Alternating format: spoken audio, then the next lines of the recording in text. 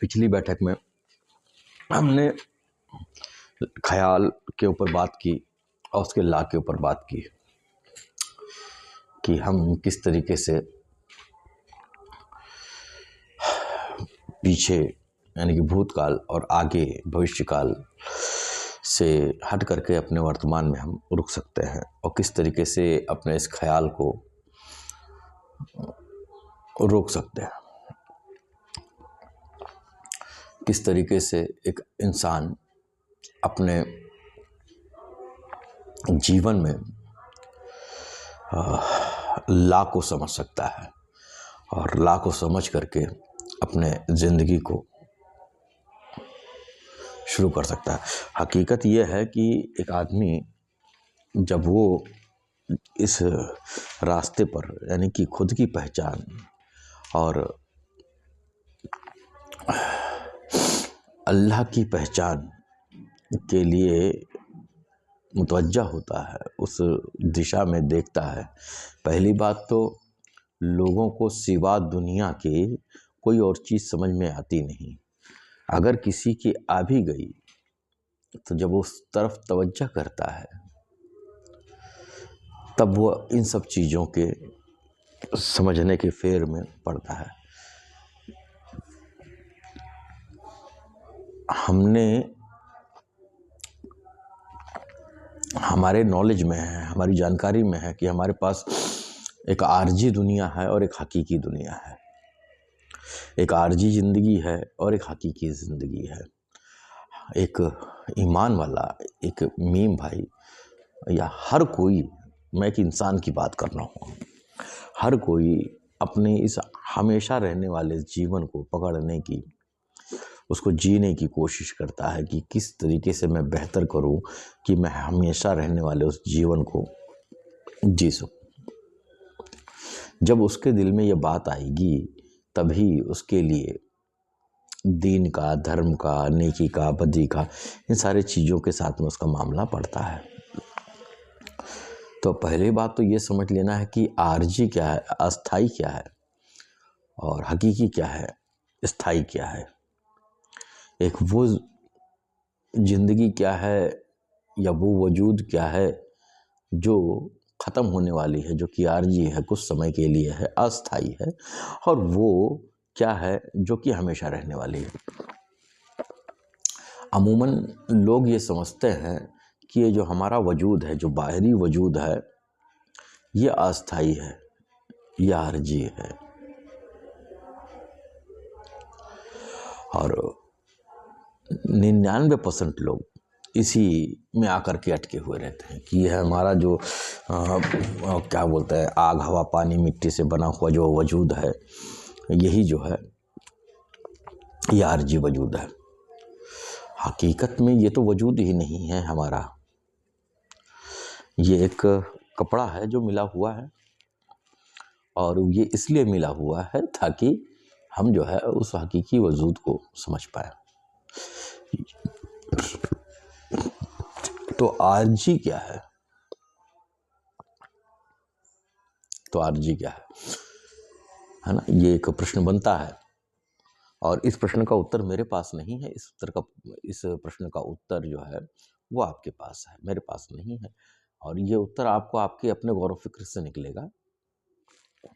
इस किसी चीज़ को समझने के लिए पूरी ज़िंदगी लगती है, उसको चंद लम्हात में, चंद शब्दों में नहीं समझाया जा सकता। लेकिन मैं वापस से एक बार कहूँगा कि हर एक इंसान को कलमा तैयब की गहराइयों पर, उसके गहरी मायनों पर गौर व फिक्र हमेशा करते रहना चाहिए। केवल उसको रटने से कुछ नहीं होगा, केवल उसको पढ़ने से कुछ नहीं होगा। अगर पानी पानी पानी पानी कह के प्यास बुझती तो हकीकत में पानी की कोई ज़रूरत ना पड़ती। बहरहाल इस सारी दुनिया जो है, सारी कायनात जो है, ये सिफात से है। यहाँ पर सिफात का ही खेल है। अब जैसे आप इसको यूँ समझ सकते हो, जात अपने आप को सिफात से रिप्रेजेंट करता है। सिफात माने गुणों से। एक लड़का जिसका नाम हमने सादिक रखा, हर एक माँ बाप अपने बच्चे का नाम अच्छा ही रखता है। सरकार ने फरमाया अपने बच्चों के नाम अच्छा रखो, अब्दुल्ला अल्लाह का सेवक, सादिक सच्चा। तो अगर किसी ने अपने बच्चे का नाम सादिक रखा सच्चा, लेकिन उसकी पूरी जिंदगी झूठ बोलने में गई, फरेब करने में गई, तो कज़्ज़ाब है, झूठा है। तो उसके अंदर जो सिफात काम कर रहा है वो कज़्ज़ाब वाला है ना। तो ये जो सिफात की ऊर्जा है, ये सिफात की जो ताकत है, इसकी जो पावर है, इनको मौत नहीं है, इनको मौत नहीं है, ठीक है। ये हमेशा रहेंगे। जब आदमी अपने इस जाहिरी तन को छोड़ता है तो ये जो ऊर्जा होती है जिस चीज़ की, वो वहाँ पर जा कर के वो अपने आप में उस सिफात में, उस ऊर्जा में मिल जाती है, और फिर से एक समय में वही ऊर्जा से ये कायनात चलती रहती है। तो हकीकत क्या है और आरजी क्या है? या वजूद जो है, चार अनासिर से बना हुआ यह वजूद हकीकत में आरजी नहीं है। ये तो एक माध्यम है, एक मीडियम है ना। तो आरजी क्या है वो? फिर सरकार ने फरमाया हर एक नफ्स को मौत का मजा चखना है। अगर हर एक नफ्स को मौत का मजा चखना है तो नफ्स रहमानी क्या है? वो कौन सी नफ्स है जिसके बारे में कुरान शरीफ में है कि ए नफ्स मुतमइन्ना अब आ जाओ ऊपर, है। बात समझ गौर फिक्र की है कि आप किसी भी बात को यूं ही नहीं छोड़ सकते। मैंने क्या कहा अभी थोड़ी देर में कि जिस चीज़ को समझने में पूरी ज़िंदगी लग जाती है, जिसकी उतरने में पूरी ज़िंदगी लग जाती है, उसको चंद शब्दों में नहीं समझाया जा सकता। इसको समझना वो आपके गौर फिक्र के ऊपर ही ज़्यादा मबनी है, उसी के ऊपर ज़्यादा डिपेंड है। तो जो ये वजूद हमको मिला है, ये एक माध्यम है, मैंने बताया। तो वो आरजी दुनिया क्या है? तो ये आपका नफ्स है। और नफ्स क्या? नफ्स का वो अस्तित्व, आपका वो अस्तित्व जो आपने इस ज़ाहिरी तन को पाने के बाद खुद बनाया हुआ है आपने अपने ख्यालों से। नफ्स का वो चेहरा, नफ्स का वो चेहरा जिसको आपने बना रखा है, जिसके बारे में कुरान शरीफ में हिदायत है कि हर नफ्स को मौत का मजा चखना है। तो मौत तो उसकी है, मौत तो उसकी है। इस आरजी वजूद जो ज़ाहिरी तन है, जब ये ख़त्म होगा, जब ये अपने पूरे होने पर पहुँचेगा तब मिट्टी मिट्टी में जाएगी, हवा हवा में जाएगी, पानी पानी में जाएगा, ये सब कुछ अपने हिसाब में चला जाएगा। और ये फिर से कोई ना कोई चीज़, फिर से कोई ना कोई रूप अपना अख्तियार करेंगे। तो ये चूँकि एक मीडियम है, लगभग लोगों को ये पता है कि हमारा आरजी वजूद जो है हमारा ज़ाहिरी तन है।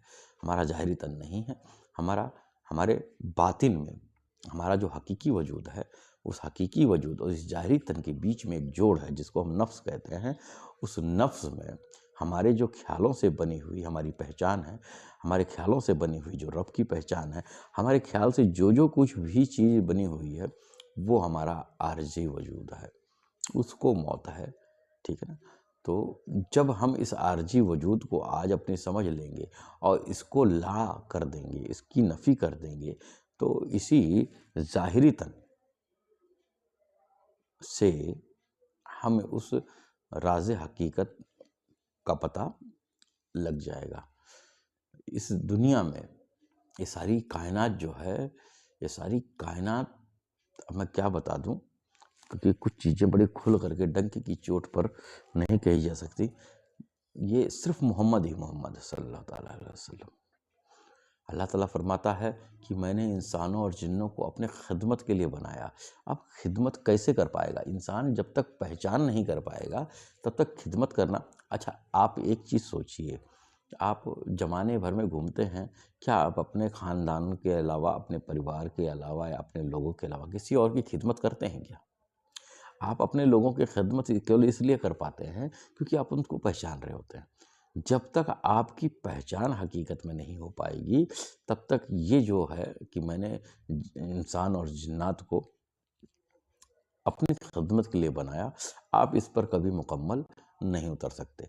तो जैसे कि पिछली बार में मैंने कहा कि सारी चीज़ें जो हैं, जो भ्रम है, जो तय्युन है, वो आपके अपने ख़्याल से बनी हुई हैं और ख़्याल खुद ब खुद एक भ्रम है। इसको आज नहीं तो कल, कल नहीं तो परसों मौत का मज़ा चखना है। इसको मौत का टेस्ट लेना है। हुँ? तो जब हम शुरू करते हैं कलमा तैयब, ला के बाद जो शब्द आता है हमारे पास इलाहा, इलाहा को हम कुदरत कह सकते हैं। और अहले दिल के नज़दीक ये नुक्ता एक नुक्ता है। ये हकीकत है, मौलाए कायनात है। वास्तव में इलाहा जो है, ये हकीकत मौलाए कायनात है। हज़रत अली अलैहिस्सलाम जो ज़ाहिरी वजूद में थे, तो वो हकीकत मौला अली में थे। जो मैंने बताया कि जो सिफत आदमी, मैंने सादिक और कज़्ज़ाब वाले एग्जाम्पल से समझाया, तो मौला कायनात का जो ज़ाहिरी वजूद था वो शांत है, लेकिन जो हकीकत अली थी, हकीकत अली है, अभी भी है, वो आज भी नहीं तो मेरे आज भी जारी और सारी है। नहीं तो मेरे सरकार ने ये ना फरमाया होता कि अली जो है, मैं एक इल्म का शहर हूँ और अली उसके दरवाज़ा है। बात इस पे गौर फिक्र करिएगा। हैं, आज भी हकीकत अली जारी सारी है। जहाँ पर ये हकीकत अली ज़ाहिर होती है, वो उस इल्म के शहर का दरवाज़ा है, वो उसको खोल देती है और आदमी इल्म में दाखिल होता है। इल्म का मतलब जानकारी नहीं है, इल्म का मतलब होता है एक्सपीरियंस से। हर वो चीज़ केवल इल्म है जो रब की पहचान करा दे। बाकी तो और सब ज़रिया है, ज़रिया माश है कि आप खाने पीने के लिए अपने तन को, ज़ाहिरी तन को मजबूत रखने के लिए आप क्या करते हो, वो एक तरीका है, एक हुनर है, वो आप उसको हुनर। इल्म क्या है? इल्म वो है, इल्म केवल वो है जो आपकी पहचान आपके रब से करवा दे। तो जो करवा दे वो भी इल्म, और जो उसके साथ में एक्सपीरियंसेस हुए वो भी इल्म। तो आका का मदनी इल्म का शहर है और मौलाए कायनात उनके दरवाज़ा है। हज़रत मोहम्मद सल्लल्लाहु अलैहि वसल्लम अरबी सरकार का ज़ाहिरी वजूद जो है, वो हकीकत मोहम्मदी का पैरोकार रहा। हकीकत मोहम्मदी यानी कि नूर मोहम्मदी वहाँ से ज़ाहिर हुई और आज भी ये जारी और सारी है। आज भी ये जारी और सारी है। नूर मोहम्मदी किसी प्रकार के ये प्रेजेंट के वजूद की मोहताज नहीं है। ना पहले थी, ना दम में थी, ना आज है। आज भी वो जारी सारी है। इसलिए सूफिया किराम के नज़दीक जो है, ये जो फैज़ का दरिया ख़ातमुन नबिय्यीन, यानी कि अब कोई नबी नहीं आएगा, अब कोई नबी नहीं आएगा। तो इसका मतलब ये थोड़ी है कि क्या कहते हैं उसको, कि अब कोई नबी नहीं आएगा। तो इसका मतलब एक ही है कि वो जो नबूवत का स्टेज था, वो आज भी जारी और सारी है। इसके पहले ये नहीं कहा गया। हाँ, इसमें एक ट्रिकी पॉइंट है कि मेरी सरकार ने फरमा दिया, जिसका मैं मौला उसके अली मौला। अब नबूवत नहीं रहेगी। अब ये जो हकीकत मोहम्मदी है, वो हकीकत अली से जाहिर होगी।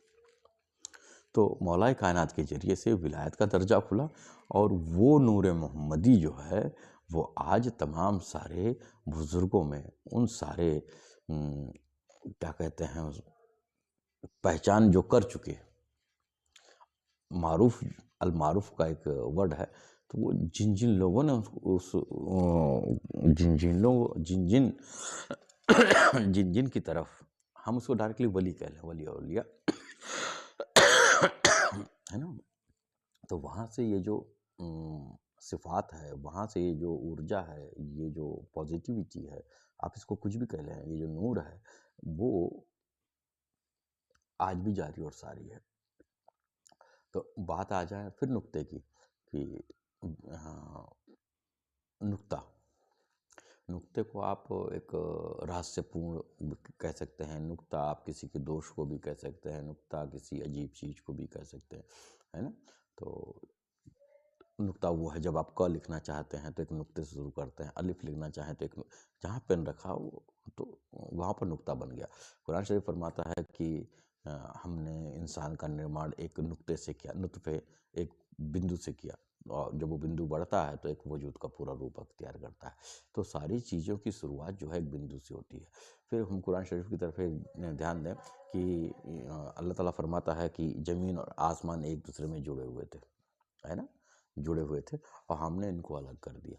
जब वो अलग करने की जो बिंदु थी वो नुक्ता, जिसको बिग बैंग थ्योरी भी आजकल कहा गया है ना, वो नुक्ता है जहाँ से ये दोनों अलग हुए।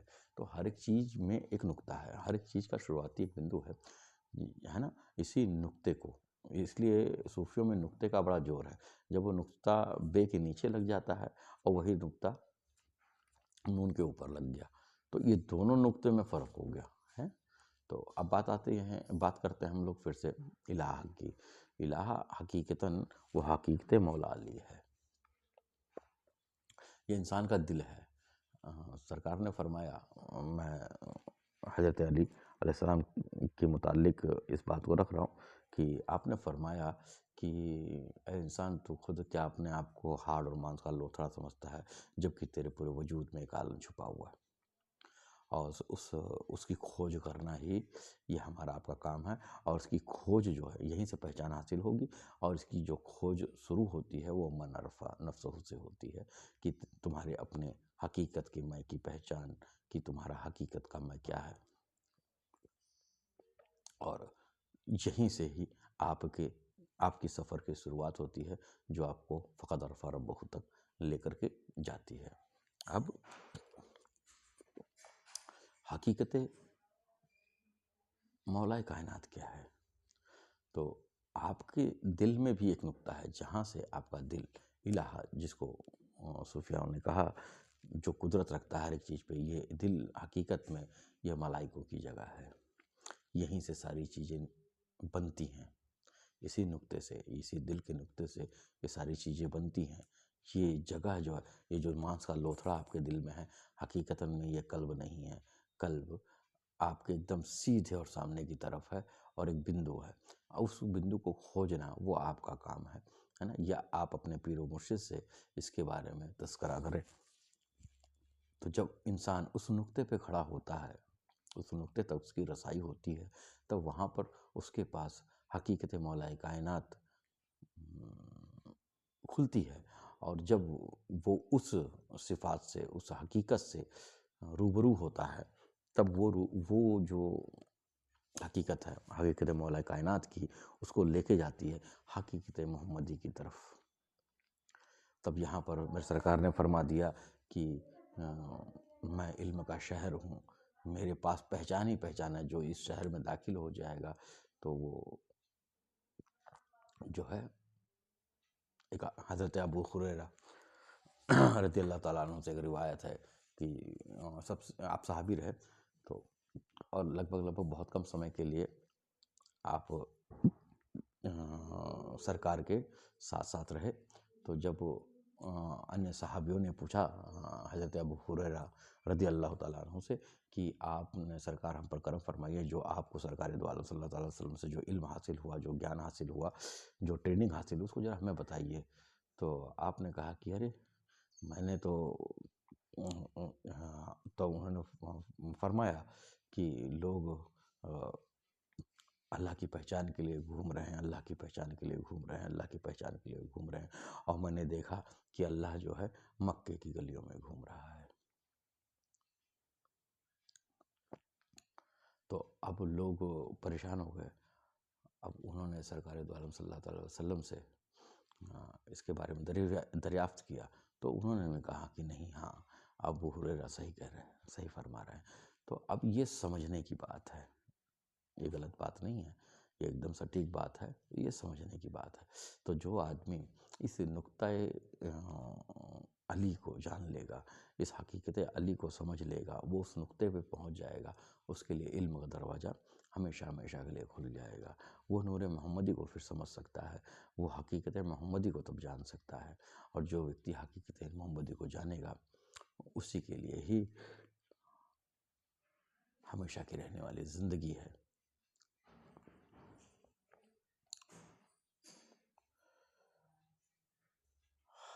तो आज के लिए हम यहीं पर रोकते हैं इस चीज़ को, क्योंकि इसमें मुझे बड़ी कोशिश करनी पड़ रही है क्या बताया जाए और कितना ना बताया जाए।